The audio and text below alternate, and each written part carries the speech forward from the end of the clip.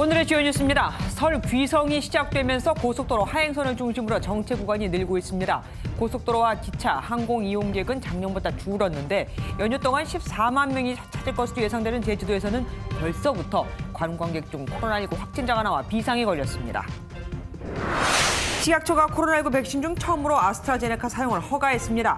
18세 이상 모든 연령층이 접종할 수 있게 했는데 논란이 됐던 65세 이상은 의사가 판단하도록 했습니다. 더불어민주당이 포스코 포항제철소에서 또 협력업체 직원이 숨진 데 대해 고용부에 특별근로감독 실시를 요청했습니다. 포스코에서는 최근 5년간 20명이 산업재해로 숨졌습니다. 어젯밤 부산경찰청 간부가 술에 취해 호텔 여직원에게 성희롱 발언을 하고 난동을 부리다 현행범으로 체포됐습니다. 공직기강 확립 캠페인을 벌이던 날이었다고 합니다. 더불어민주당이 경제범죄에 대해서는 형사처벌을 최소화하는 방안을 추진하고 있습니다. 명백한 고의가 있거나 중대한 범죄가 아니라면 벌과금을 무겁게 매기겠다는 겁니다. 지난달 실업자가 157만 명을 넘어 역대 최다를 기록했습니다. 취업자도 지난해 같은 달보다 98만 명이 줄었는데 IMF 외환 위기 이후 가장 많이 감소했습니다.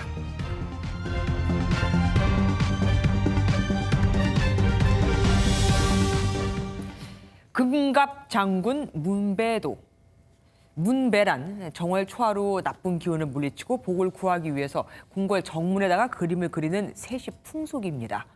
금갑 장군은 황금 갑옷을 입은 장군을 말하는데 이런 그림을 문배도라고 하죠.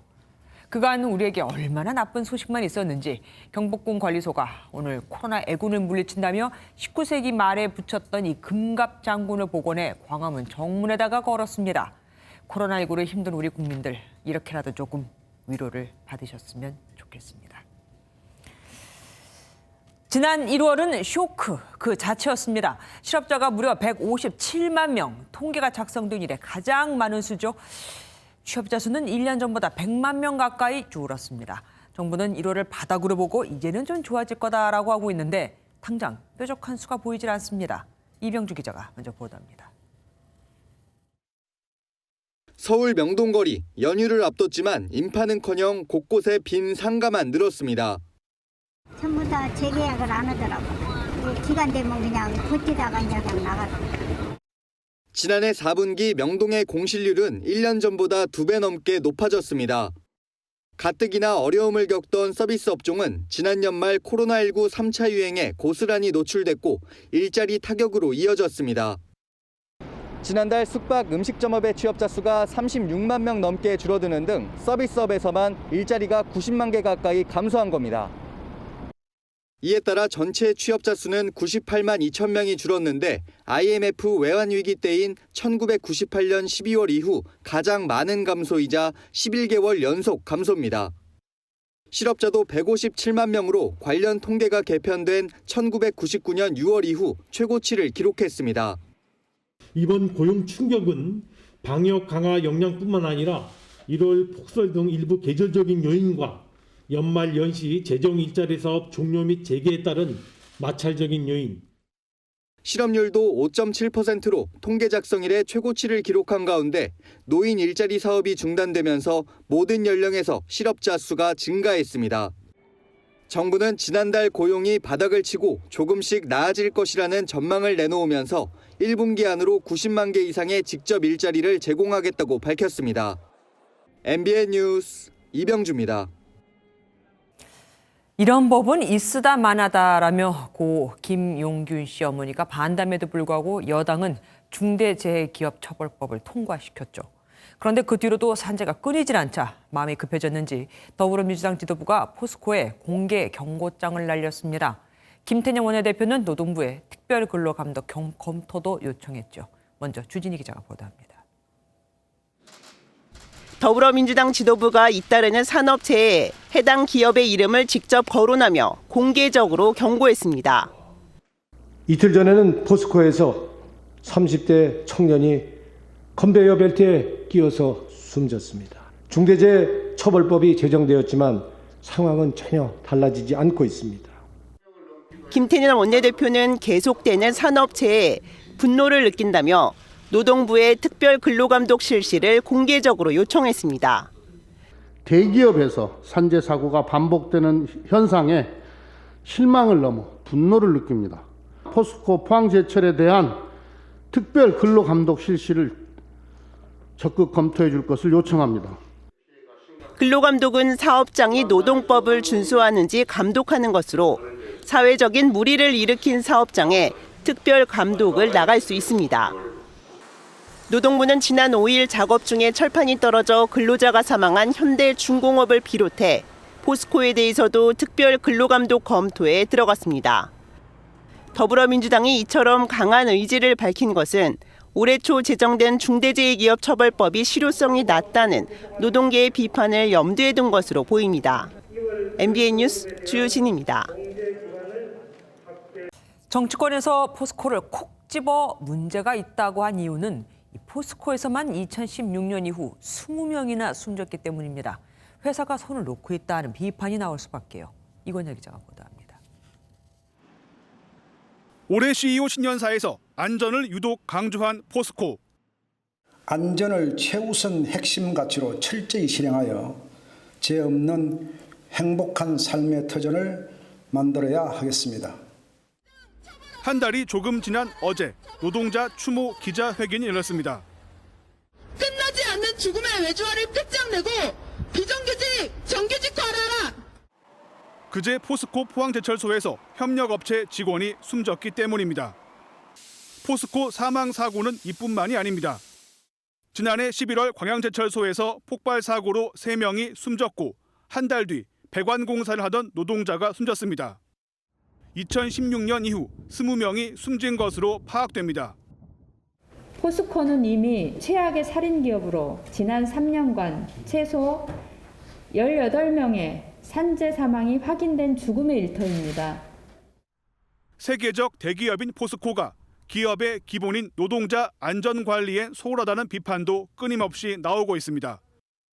최근 대구고용노동청 포항지청이 포항제철소 사업장을 점검한 결과 산업안전보건법 위반 사항이 300건 이상 적발됐습니다. 사망사고가 잇따랐는데도 최근 3년 동안 2회 이상 산업재해를 고용노동부에 제대로 보고하지 않은 사실도 드러났습니다. MBN 뉴스 이권열입니다. 오는 24일부터 공급되는 아스트라제네카 백신이 국내 첫 허가를 받았습니다. 논란이 된 65세 이상 고령자 접종은 의사가 환자마다 그때 신중하게 판단해 맞출 것인지 맞추지 않을 것인지 결정하도록 했습니다. 요양시설 입원자와 종사자들의 접종 등록, 그러니까 접종을 받겠다는 신청이죠. 이 또한 시작됐습니다. 강대엽 기자가 보도합니다. 식품의약품안전처가 18세 이상 전 연령층에게 아스트라제네카 백신을 접종할 수 있다고 결론 내렸습니다.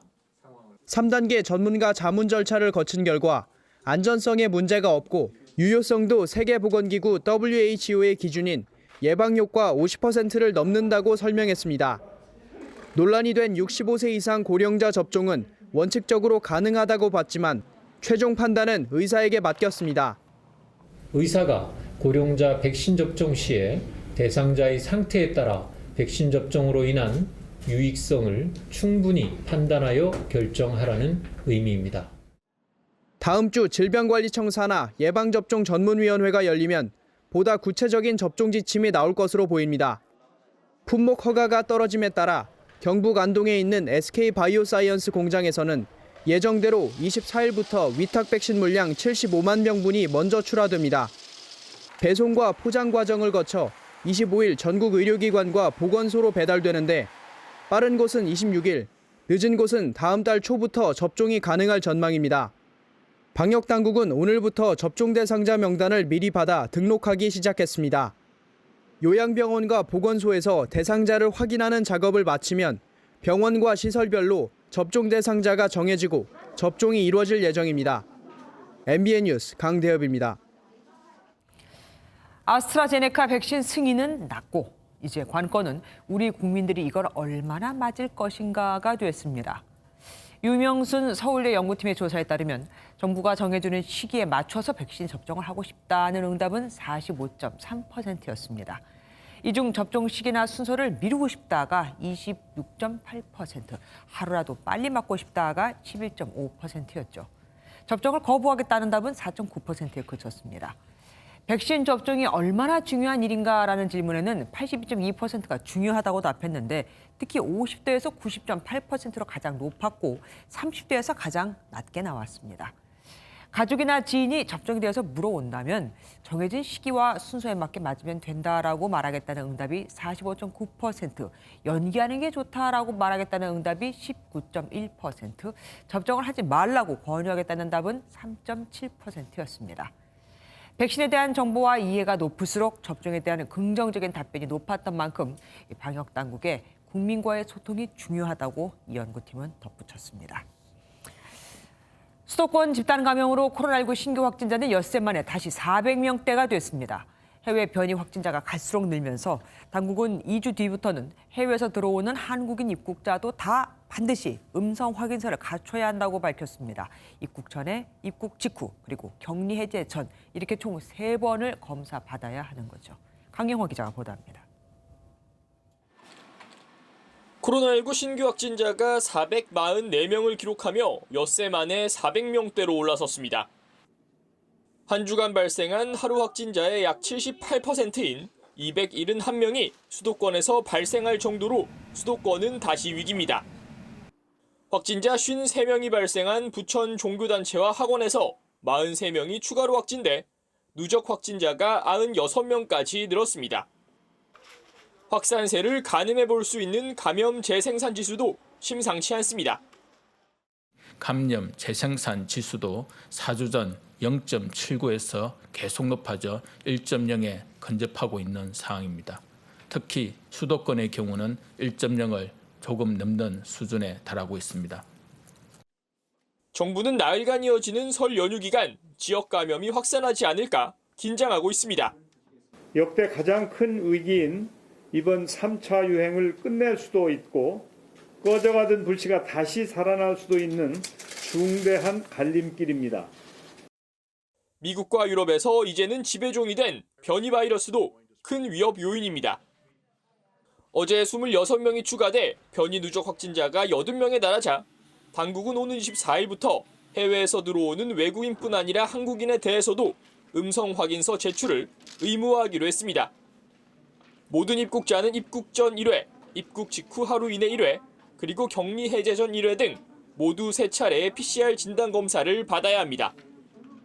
아울러 변이가 발생한 국가에 대해서는 격리 면제 제도를 중단하고 15일부터 모든 격리 면제자는 입국 후 7일 이내에 음성 확인서를 제출하도록 했습니다.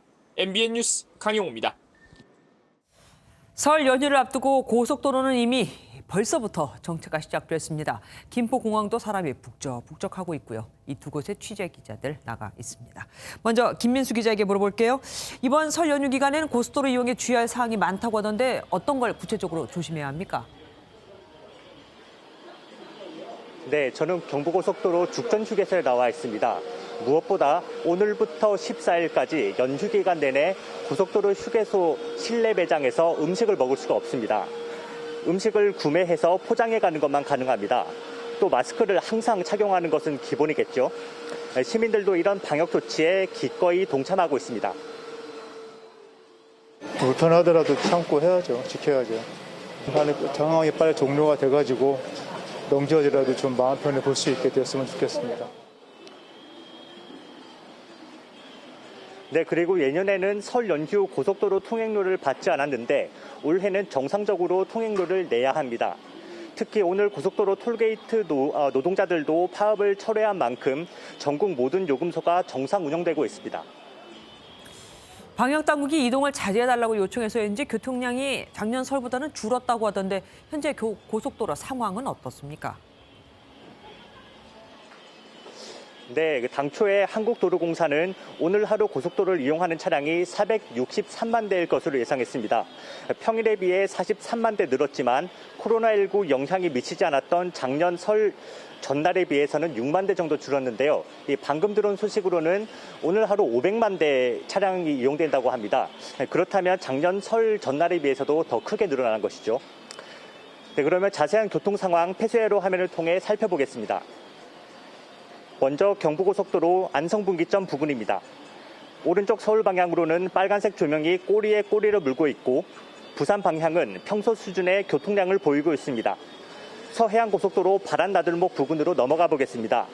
화면 왼쪽의 목포와 오른쪽 서울 양방향 모두 소통이 원활한 모습입니다.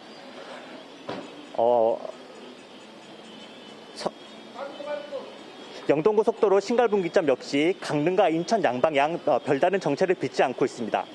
지금 서울에서 출발하면 부산까지 4시간 40분, 광주 3시간 50분, 대전 2시간 10분, 강릉이 2시간 40분 걸릴 것으로 예상됩니다. 저녁 10시쯤 정체가 해소되는 귀경길과 달리 귀성길은 내일까지 이어진다고 하니까요. 고향에 내려가시는 분들은 참고하셔야겠습니다. 지금까지 죽전휴게소에서 전해드렸습니다. 기차역과 공항 상황도 점검을 해보겠습니다. 김포공항 출국장에는 장명훈 기자가 나가 있습니다. 장 기자, 공항을 이용하는 사람도 꽤 있어 보입니다. 네, 그렇습니다. 오후 시간만 해도 이곳 출국 대기장 줄이 길게 늘어섰을 만큼 시민들로 붐볐었는데요.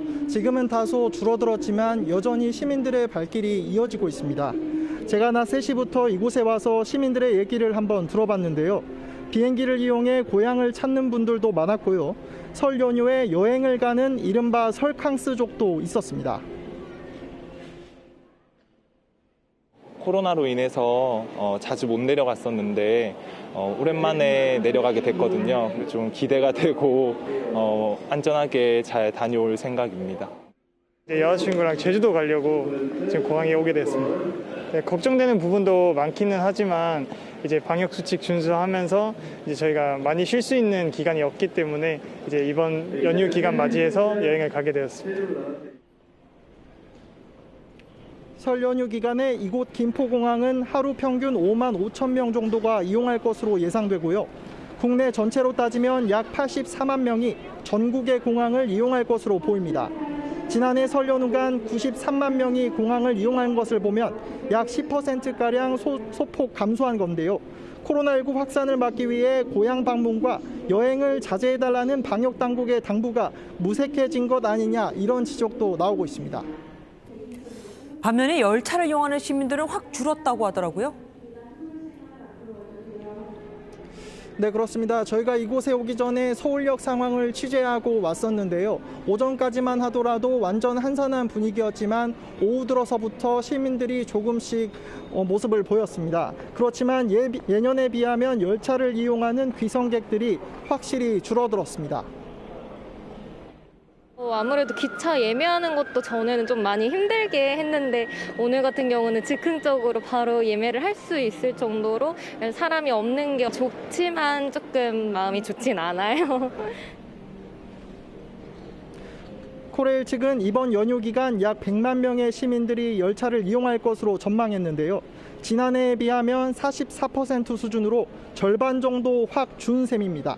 좌석 판매 자체를 창가 쪽으로 제한하고 입석도 팔지 않았기 때문인데요.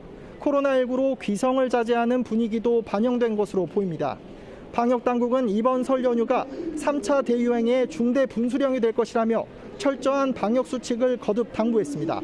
다른 곳에 사는 가족이 모여 차례를 지내는 것은 물론이고 여행을 가더라도 언제 어디서나 5인 이상 모임은 금지됩니다. 지금까지 김포공항에서 MBN 뉴스 장명훈입니다.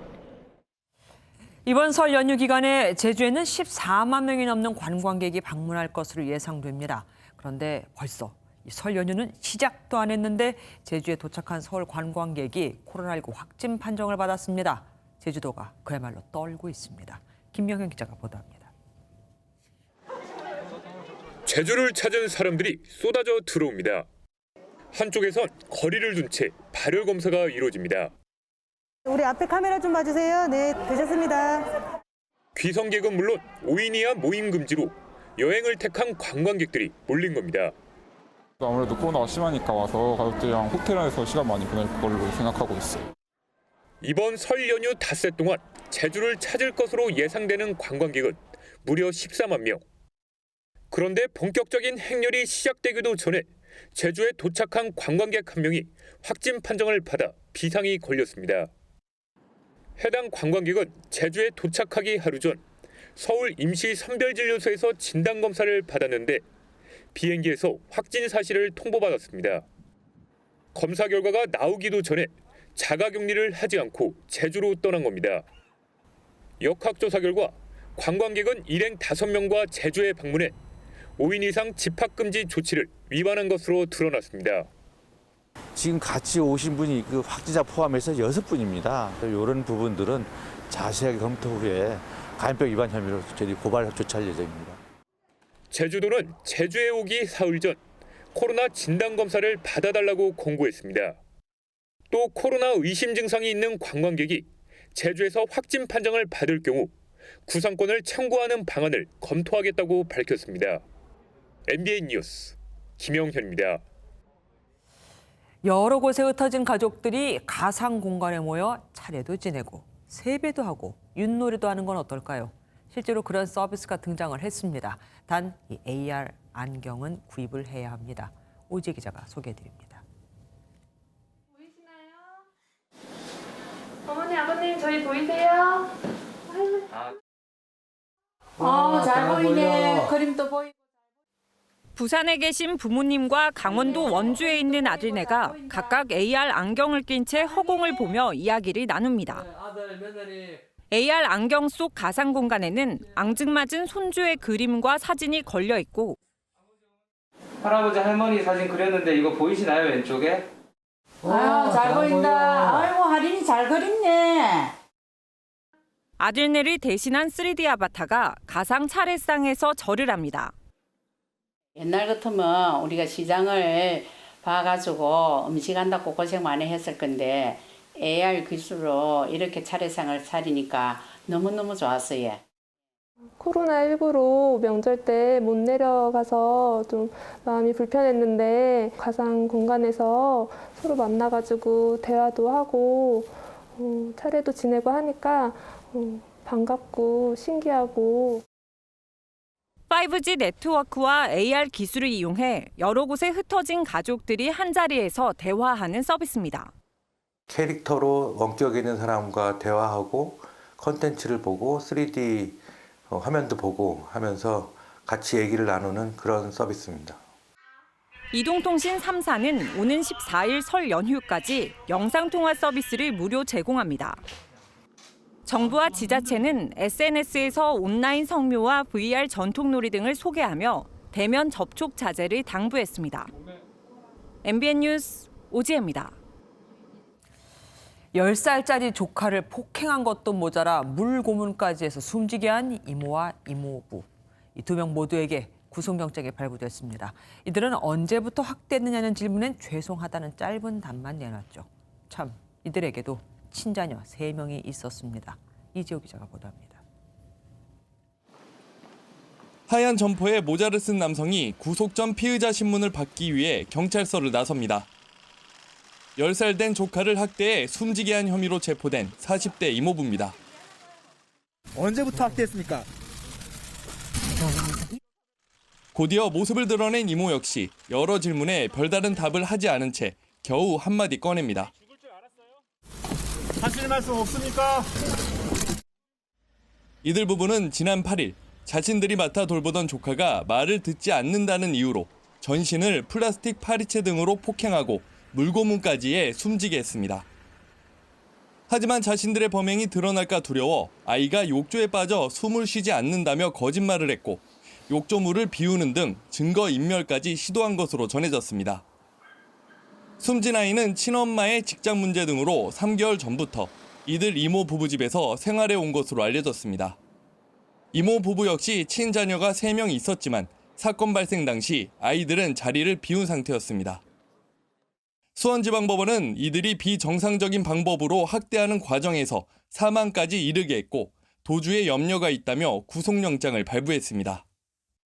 경찰은 이모 부부를 상대로 숨진 조카에 대한 추가 학대 여부를 조사하는 한편 친자녀들에 대한 학대가 있었는지도 폭넓게 수사할 예정입니다. MBN 뉴스 이재호입니다. 대형마트에서 쇼핑카트를 끌고 무빙워크를 타면 원래 카트가 움직이질 않고 거기에 고정되죠. 그런데 이 카트가 미끄러져 아이를 안고 있던 40대 남성을 덮쳤습니다. 아이가 서 있었다면 더 큰 사고로 이어질 뻔했죠. 강세훈 기자가 취재했습니다. 전북 전주의 한 대형마트입니다. 한 남성이 아이를 안고 무빙워크를 이용해 아래층으로 내려갑니다. 그런데 카트 한 대가 손살같이 미끄러져 내려오더니 아이를 안은 남성과 충돌합니다. 남성 뒤에 있던 손님이 카트에서 잠깐 손을 뗀 사이 벌어진 사고였습니다. 남성은 다리를 크게 다쳤습니다. 무빙워크 타기 직전에 제가 아이를 이제 안았는데요. 그때 만약에 제가 아이를 안지 않고 그냥 혼자 걸어가게 해서 만약에 아이가 사고가 났다면은 끔찍할 것 같습니다. 카트는 밖에 있는 홈과 무빙워크에 있는 홈이 서로 맞물리고 밖에 있는 고무 패드가 한 번 더 잡아주면서 고정됩니다. 사고가 난 대형마트의 해당 카트는 고무 패드가 마모돼 있었던 것으로 확인됐습니다. 마트를 오랫동안 사용하다 보니까 발생된 패드에 좀 이렇게 달아진 부분이 있었어요. 최 씨는 해당 대형마트를 안전관리 부주의로 경찰에 고소했습니다. 1년 전에도 한 대형마트 무빙워크에서 3살짜리 여자아이가 탄 카트가 미끄러져 다치는 사고가 있었습니다. 당시에도 마모된 바퀴가 문제로 지목됐습니다. 전문가들은 무빙워크에서 쇼핑카트를 이용할 때는 손잡이를 꼭 잡고 가급적 아이를 카트에 태우지 말 것을 당부하고 있습니다. MBN 뉴스 강세훈입니다. 요즘 부산경찰 왜 이러는 걸까요? 이번에는 경찰 간부가 만취 상태로 호텔에서 종업원과 실랑이를 벌이다 현행범으로 체포를 했습니다. 여직원에겐 방에 가서 같이 치킨을 먹자며 입에 담기 어려운 말까지 했다는데 이날은 경찰이 공직 기강을 바로잡겠다며 캠페인을 벌인 날이었습니다. 박상호 기자입니다. 한 남성이 호텔 계산대 여직원과 한참 동안 실랑이를 벌입니다. 다른 남자 직원이 나와 말리자 욕설을 해댑니다. 어이구, 되게 죄송한데. 됐고, 잠시 후 발로 찰 듯 위협하더니 손으로 남자 직원을 몇 번이나 강하게 밀칩니다.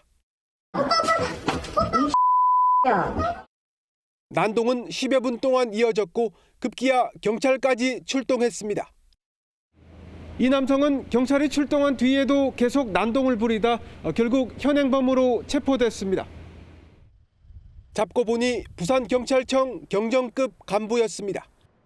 이 경찰관은 여직원에게 방에 가서 같이 치킨을 먹자고 했는데 거부하자 난동을 부린 것으로 알려졌습니다. 당시 여직원에게 성희롱성 발언까지 했습니다. 집에 가서 같이 먹자고 좋은 거 알려주겠다고. 좋은 거 알려주겠다는 말에 저는 너무 소름이 끼쳐가지고. 지난달 24일에는 만취 상태로 차를 훔쳐 달아난 순경이 붙잡혔고 일주일 전에는 경찰 2명이 번갈아 가며 음주운전을 하다 입건되기도 했습니다. 부산경찰청장은 공직기강을 바로잡겠다며 직접 캠페인까지 했는데 이를 비웃듯 하루도 안 돼 경찰 간부가 체포됐고 곧바로 직위 해제됐습니다. MBN 뉴스 박상호입니다. 많은 사람이 분노했던 텔레그램 N번방 성착취 사건이 일어난 지 1년이 다 돼가지만 아직도 SNS에서는 피해자들에게 성희롱을 일삼는 소위 지인 능욕방이 활개를 치고 있습니다. 2차 가해가 계속되고 있는 건데 이건 성폭력이 아닌 사이버 명예훼손으로 밖에는 처벌이 안 된다는 걸 아십니까? 박규원 기자가 취재했습니다. 지난해 국민적 공분을 산 N번방 성착취 사건으로 주범 조주빈 등에겐 중형이 내려졌습니다. 저에게 피해를 입은 모든 분들께 진심으로 사죄의 말씀을 드립니다. 하지만 사건이 발생한 지 1년이나 됐지만 피해자들의 시련은 계속되고 있습니다. 한 피해자는 SNS를 통해 모르는 이들에게 아직도 하루에 여러 통의 협박성 메시지를 받고 있습니다. 사진을 유포하겠다며 돈을 요구하고 자신이 영상을 갖고 있다며 만남을 강요하기도 했습니다. 피해자는 직접적인 성폭력 협박이라든지 피해를 여전히 반복적으로 경험하고 계시는 상황입니다. 결국 피해 사실이 직장에 알려지면서 따돌림 끝에 회사를 그만두는 2차 가해도 심각합니다. 당신이 우리 직장에 다니는 것은 우리 회사의 명예를 실추시킨다라고 대표가 직접 퇴사 권고를. 가해자들이 주로 이용했던 텔레그램에는 지인 사진에 대한 성희롱을 일삼는 소위 지인 능욕방이 여전히 활개를 치고 있습니다. 피해 여성의 신상을 공유하며 수위 높은 발언들이 난무하지만 처벌은 쉽지 않습니다. 지난해 성폭력 특례법 개정으로 합성, 딥페이크에 대한 처벌은 가능해졌지만 이미지를 조작하지 않은 사진의 유포는 성범죄 피해로 분류되지 않습니다. 피해는 굉장히 심각하게 일어나지만 사이버상의 모욕이나 명예훼손 외에는 처벌할 수 있는 부분들이 없는데. 또 피해자들이 피해 사실을 인지하는 것 자체가 어렵고 주기적으로 방을 폐쇄하는 식으로 운영되기 때문에 단속도 쉽지 않습니다. N번방 사건이 1년이나 됐지만 지금도 SNS에서는 디지털 성범죄가 근절되지 않으면서 대책 마련이 시급해 보입니다. MBN 뉴스 박규원입니다.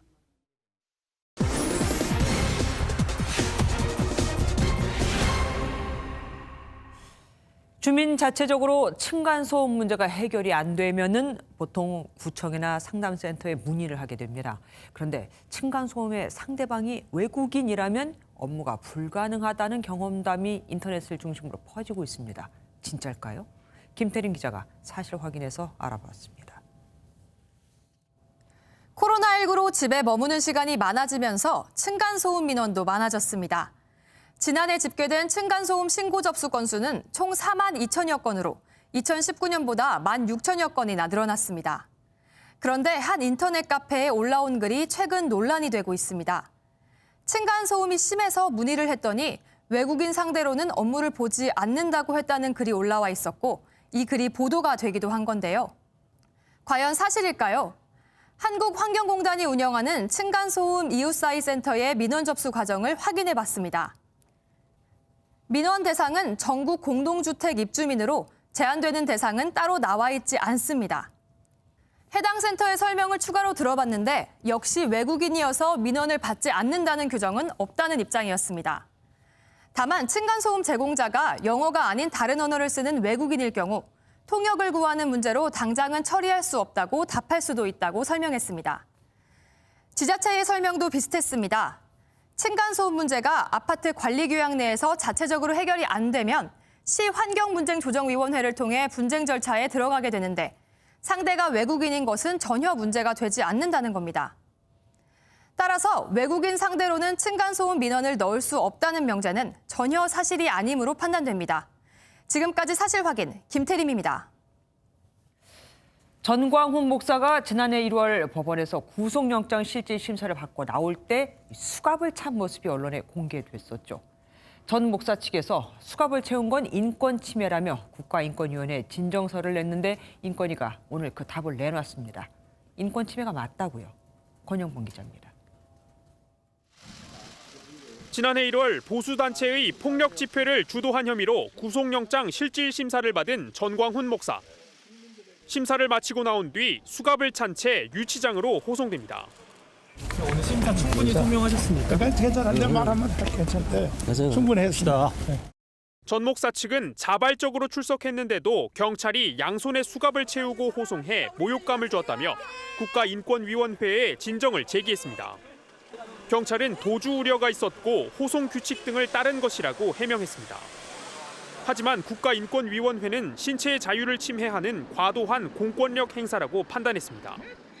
전 목사가 자진 출석했고 호송 과정에서도 별다른 저항이 없었는데도 수갑을 사용한 건 인권 침해란 겁니다. 그러면서 피의자 호송 시 수갑 착용을 의무화한 경찰청 훈령을 개정할 것도 권고했습니다.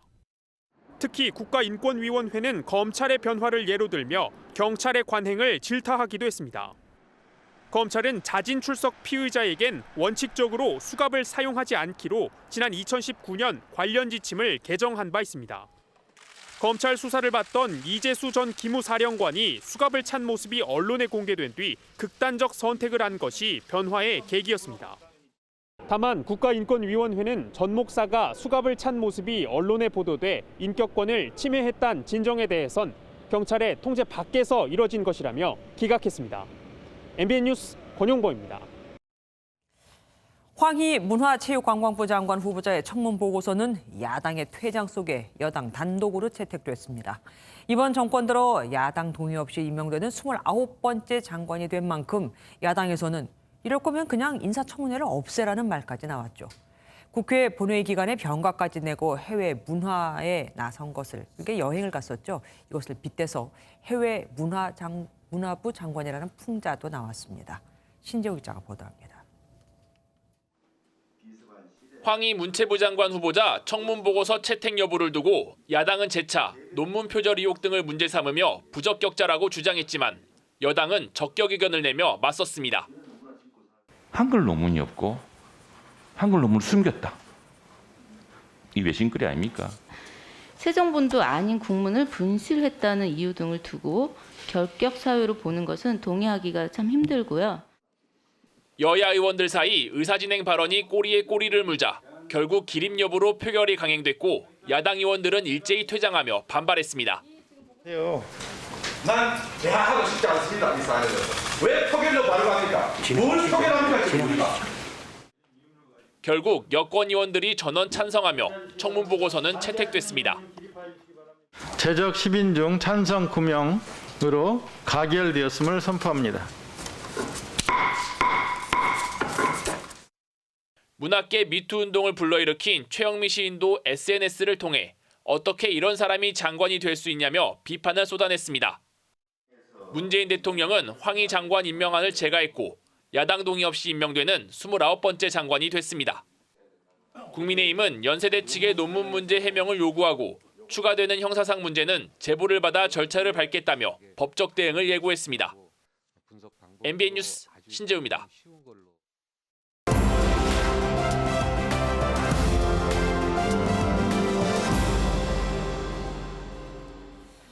키워드를 살펴보는 오늘의 화제 픽뉴스 시간입니다. 정치부 전정인 기자와 함께하겠습니다. 어서 오십시오. 첫 번째 키워드 뭐 준비하셨습니까? 네, 첫 번째 키워드는 박원순 계승입니다. 그러니까 고 박원순 전 시장을 계승하겠다 이겁니까? 누가 한 말입니까? 네, 우상호 더불어민주당 서울시장 예비 후보가 자신의 SNS에 관련 글을 올렸습니다. 네, 우상호 후보는 최근 남편의 무고함을 호소하는 강란이 여사의 손편지 글을 보고 울컥했다는 이야기로 글을 시작했는데요. 그러면서 박 시장은 제게 혁신의 롤 모델이었고 민주주의와 인권을 논하던 동지였다며 박원순이 우상호고 우상호가 박원순이라는 마음가짐으로 서울시 정책을 펼치겠다고 밝힌 겁니다. 제가 여기다가 괜히 시비 걸려는 건 아니고요. 지금 박원순 전 서울시장 때문에 보궐선거를 다시 치르는 거 아니겠습니까? 그렇죠. 네, 누리꾼들 반응도 비슷합니다. 네, 서울시장 선거를 왜 다시 하는지 모르는 건가? 시장 후보 자격이 없으니 사퇴하라 등 비판이 쏟아지고 있습니다. 국민의힘과 정의당 등 정치권에서도 비판이 이어졌습니다. 이번 선거가 왜 일어나게 됐는지 의미를 망각한 것은 물론이고 사실은 어떻게 보면 이런 2차, 3차 가해를 하고 있는 이 모습을 보면서 저는 과연 민주당은 어떤 생각을 하고 있는지. 그 우상호 예비 후보 같은 경우에는 그 과거 일명 5.18 술판 사건이라고 그렇죠. 하죠. 예. 그거로도 좀 한참 말이 많지 않았지 않습니까? 네, 새천년 NHK 사건으로도 불리는데요. 네, 지난 2000년 5.18 광주 민주화운동 기념식 전날 광주를 찾은 정치인들이 새천년 NHK라는 이름의 유흥주점에서 술자리를 가져 논란이 됐었습니다. 네, 최근 이현주 국민의힘 부산시장 예비 후보가 철새 정치인이라는 우상호 후보의 공격에 이 사건을 다시 꺼내 받아친 건데요. 네, 우상호 후보는 자신의 인생에서 가장 후회하고 있는 일이었다면서도 자신의 삶 전체를 놓고 시민들의 평가를 받겠다고 말했습니다. 여기에 이현주 후보는 오늘 또다시 21년 전 퇴출당했어야 마땅한 사람들이라며 당시 자리에 있었던 우상호, 송영길, 김민석 의원의 정계 은퇴를 촉구하며 설전을 이어갔습니다. 그러니까 5.18 기념식 전날 뭐 접대부와 함께 놀았다 이런 의혹에 대해서는 정작 본인이 사과를 하면서 이 성추행 의혹을 받는 박 전 시장은 계승하겠다 이렇게 얘기를 한 거니까 조금 좀 헛갈리기는 합니다. 예. 자, 다음 키워드로 넘어갈게요. 교황까지 등장. 어디에 등장을 한 겁니까? 네, 차기 대권 주자 경쟁에서 독주를 이어가고 있는 이재명 경기지사가 프란치스코 교황을 소환했습니다. 네, 이 지사는 연일 기본소득 띄우기에 주력하고 있는데요. 이 지사는 어제 자신의 SNS를 통해 교황께서도 기본소득을 지지한다며 이제는 기본소득에 대한 구체적인 세부 논의를 들어가야 할 때라고 말한 겁니다. 그런데 이 발언을 두고 여권 잠룡 중 하나인 임종석 전 대통령 비서실장이 교황의 말씀은 그게 아니라고 반박하고 나섰습니다. 그러니까 교황의 말을 우리말로 옮기면 기본소득이 아닌 보편적 임금이고 우리 사회에서 이미 시행하고 있는 생활임금제도가 비슷한 개념이라는 겁니다. 임 전 실장은 지난 8일에도 지도자에게는 때로는 말과 태도가 훨씬 중요하다며 이 지사를 비판했는데 또다시 견제구를 날린 것으로 보입니다. 아무래도 이 지사의 독주가 좀 신경이 쓰이긴 그렇죠. 쓰이나 봅니다. 정세균 국무총리와 이낙연 더불어민주당 대표도 나란히 호남으로 또 갔던데 이건 왜 그렇습니까? 네, 두 사람 모두 설 연휴를 앞두고 정치적 텃밭은 호남으로 향했습니다. 네, 이낙연 더불어민주당 대표는 지역 현안인 한전공대 설립 부지 등을 찾았고 정세균 총리는 오늘 지역에서 5개 일정을 소화하며 광폭 행보를 이어갔습니다. 최근 이재명 지사가 호남에서도 상승세를 타고 있는 만큼 이를 견제하기 위한 행보로 해석됩니다. 대권 주자들이 지금 이재명 지사를 굉장히 견제하고 있는 게 눈에 보이고 있습니다. 다음 키워드 보겠습니다. 피해 사실 넋줄. 이건 또 어떤 얘기입니까? 네, 문재인 대통령 아들 문준용 씨가 지난해 코로나19 피해 긴급 예술 지원금을 받았다는 보도 기억하시죠? 네네. 네, 픽뉴스에서도 이거를 다뤘었는데요. 예, 네, 곽상도 국민의힘 의원이 문 씨가 서울문화재단에 제출한 피해 사실 확인서를 확보해 공개했는데 피해 사실은 단 4줄만 적혀 있었습니다. 곽 의원은 정작 피해 사례가 훨씬 많고 그래프와 표까지 첨부하면서 상세히 피해 사실을 기재한 다른 지원자들은 떨어졌다고 주장했습니다. 무슨 피해를 봤습니다 하고 4줄 선부는 되고 정말 구구절절히 이런 어려움이 있습니다 하고 2페이지, 3페이지 쓰신 분은 떨어지고 이건 잘못됐다 뭐 이런 생각을 하는 거죠. 그러면 이 지원금을 지급했던 그 서울문화재단 측에서는 뭐라고 얘기합니까? 네, 서울문화재단은 즉각 입장문을 내고 반박했습니다. 피해 사실 확인서는 분량과 서술 형식과 무관하게 피해 여부만 확인하는 참고 자료일 뿐이라는 겁니다. 그러면서 사업의 적정성과 타당성, 사업 수행 능력 등 심의 기준을 고려해 지원 대상자를 결정했다고 해명했습니다. 그러니까 뭐 특혜는 없었다. 결국은 이렇게 주장을 하는 거네요. 네, 공정했다는 거죠. 예. 지금까지 정치부 전정희 기자와 함께했습니다. 고맙습니다. 더불어민주당이 2월 임시국회에서 기업의 경제범죄에 대한 형사처벌을 최소화하는 내용의 법안을 추진하고 있습니다. 어차피 이런 건 대부분 집행유예로 그냥 나오는 만큼 차라리 벌과금을 내게 하자 이겁니다. 안보람 기자가 단독 보도합니다. 2월 임시국회를 선도형 경제의 터닝포인트로 만들겠다고 선언한 더불어민주당. 해외에 없거나 시대에 뒤처진 규제를 혁신하고 기업의 도전을 지원하며 새로운 성장 동력을 끌어낼 수 있는 입법 과제들을 K-뉴딜과 관련한 혁신성장 법안, 규제 샌드박스법을 포함하는 규제 혁신 법안과 함께 경제범죄에 대한 형사처벌을 최소화하는 법안에 대한 논의를 시작하기로 했습니다. 기업에 활력을 주고 자연스럽게 경제 살리기에 보탬이 될 수 있을 거란 기대가 반영됐습니다. 경제범죄를 형사처벌로 대응하다 보니 오히려 법원이 처벌에 대한 판단을 엄격히해 보여주기식 처벌이 되기 십상이라는 판단도 깔려 있습니다. 민주당은 일단 정부안을 토대로 12대 교통사고 중대과실처럼 상징적인 범죄 유형을 10개 정도 선정할 계획입니다. 예를 들어 지난 10년 동안 위반 건수는 100건인데 형사처벌은 없었다든지 하는 건 형사처벌이 아닌 벌과금을 내게 한다는 겁니다. 민주당 핵심 관계자는 입법의 흐름을 바꾸는 게 중요하다면서 경제계에 시그널을 주는 것이라고 설명했습니다.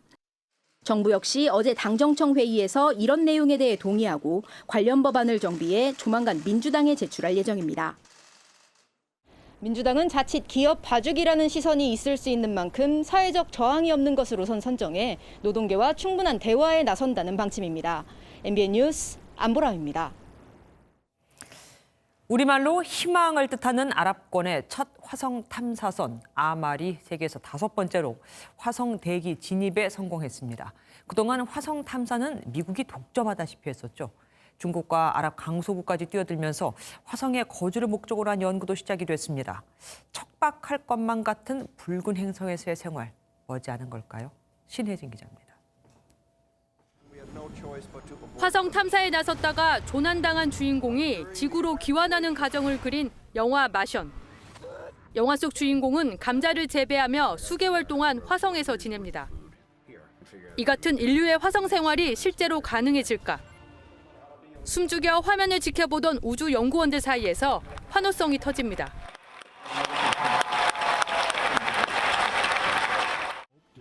아랍에미리트의 화성 탐사선 아말이 6개월의 긴 여정 끝에 오늘 새벽 화성 궤도에 진입해 관제탑과 첫 교신에 성공했습니다. نعلن نجاح وصول دولة الإمارات في مدار كوكب الأحمر. اللهم لك الحمد، اللهم لك الحمد، اللهم لك الحمد. 지난 7월 아랍에미리트가 건국 50주년을 맞아 쏘아올린 탐사선 아말은 앞으로 1년간 화성의 대기와 기후 변화를 관찰합니다. 이로써 미국과 러시아, 유럽, 인도에 이어 화성 대기 진입에 성공한 5번째 국가가 됐습니다. 잠시 뒤 9시쯤 화성 궤도에 진입하는 중국의 탐사선 태넌 1호는 나흘 전 선명한 화성의 사진을 지구로 보내왔습니다. 태넌 1호는 착륙선과 탐사 로버를 활용해 화성의 대형 충돌구인 유토피아에서 물과 얼음의 존재를 살펴볼 예정입니다. 화성 탐사의 선두주자 자리는 현재까지 유일하게 화성 땅을 밟아본 미국이 지키고 있습니다. 미 항공우주국 나사의 퍼서비어런스 호는 19일 화성에 착륙해 토양과 암석을 지구로 담아오게 됩니다. 이번 임무에선 화성의 이산화탄소를 산소로 바꾸는 장치를 시험해 볼 계획이어서 특히 눈길을 끕니다. What that means is instead of taking everything with you from Earth, you make use of resources at your destination. And that really changes how you think about exploring space. 지난 1965년 미국의 마리너 4호가 화성 근접 사진 21장을 보내오며 본격화된 화성 탐사. The pictures show that Mars is pocked by craters caused by crashing asteroids and space debris. What surprised scientists is that even the most ancient are still visible. 반세기에 걸친 화성 탐사에 각국 정부뿐 아니라 최근엔 테슬라의 일론 머스크와 아마존 CEO 제프 베이조스도 뛰어들었습니다. 민관 모두가 가세한 우주 경쟁 속에 인류가 화성에 정착할 시기는 점점 더 빨라지고 있습니다. MBN 뉴스 신혜진입니다.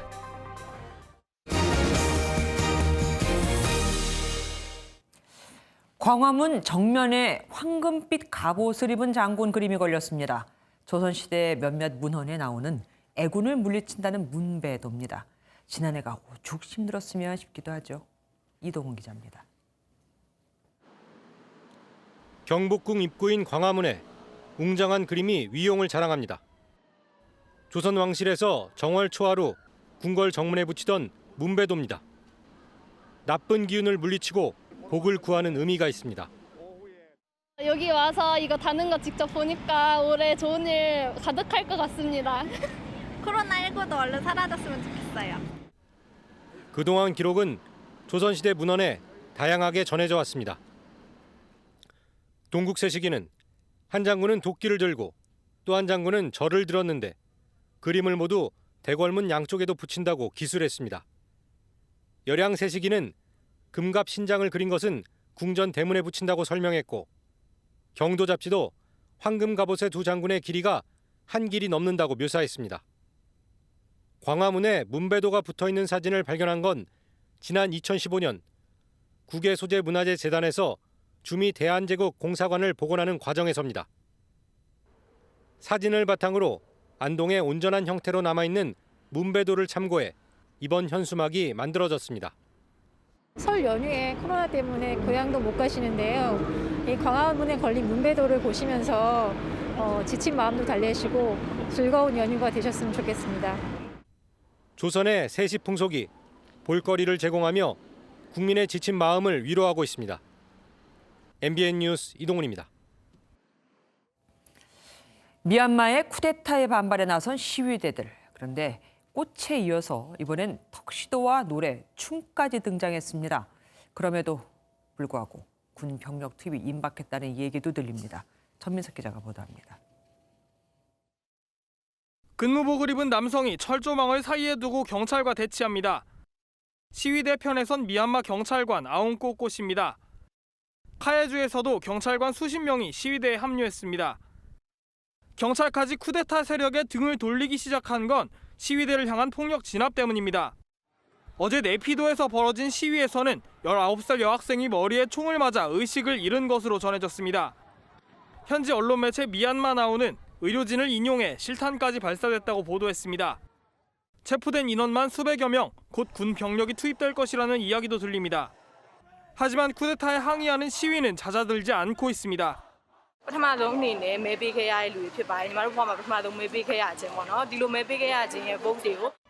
시위 형태도 다양해지고 있습니다. 일부는 흥겹게 춤을 추며 항의의 뜻을 표시하고 드레스와 턱시도를 차려입은 시위대도 눈에 띕니다. 군의 강경 진압과 통행 금지에도 평화 시위와 철저한 불복종으로 쿠데타를 무력화시키겠다는 겁니다. 이런 가운데 현지 언론은 아웅산 수치 고문이 구금되기 전 쿠데타를 미리 감지하고 군부에 뺏길 것을 우려해 자신의 휴대전화를 스스로 부쉈다고 보도했습니다. MBN 뉴스 전민석입니다. 험준한 산악지대에서 조난을 당하거나 다치면 헬기로만 필요한 물품을 보낼 수 있었죠. 험지에서는 다리로, 평지에서는 바퀴로 달리는 로봇이 처음 공개됐습니다. 김도현 기자가 취재했습니다. 계단을 마주하자 다리가 접히더니 사람처럼 걸어오릅니다. 계단을 올라서면 바퀴로 움직입니다. 요철에서 차체는 수평을 유지합니다. 현대차 그룹에서 미래 모빌리티를 담당하는 뉴호라이즌스 스튜디오가 지능형 지상이동 로봇 타이거의 콘셉트 모델 X1을 처음 공개했습니다. We believe that the combination of Lego robotics and wheels will result in vehicles of unprecedented mobility. 아직 실험 단계지만 응용 범위는 다양합니다. 이동이 쉽지 않은 곳에 응급 구조 물품을 보내거나 지형이 험난한 오지에 과학 탐사에 활용할 수 있습니다. 드론에 장착하면 목적지로 보다 신속한 이동이 가능해집니다. 그래서 로봇과 자동차가 결합된 미래 모빌리티 시장에 대한 기술 잠재력을 확실히 보여줬다고 평가를 하고요. 안전성 확보나 추가적인 기술 개발이 필요할 것으로 보입니다. 뉴호라이즌스의 타이거 X1은 인공지능 기반 엔지니어링 설계 기업 오토데스크, 콘셉트 디자인 전문 기업 샌드버그와의 협업을 통해 탄생했습니다. 뉴호라이즌스는 지난 2019년 CES에서 걸어다니는 유인 자동차 엘리베이트의 컨셉을 공개한 바 있습니다. MBN 뉴스 김도형입니다.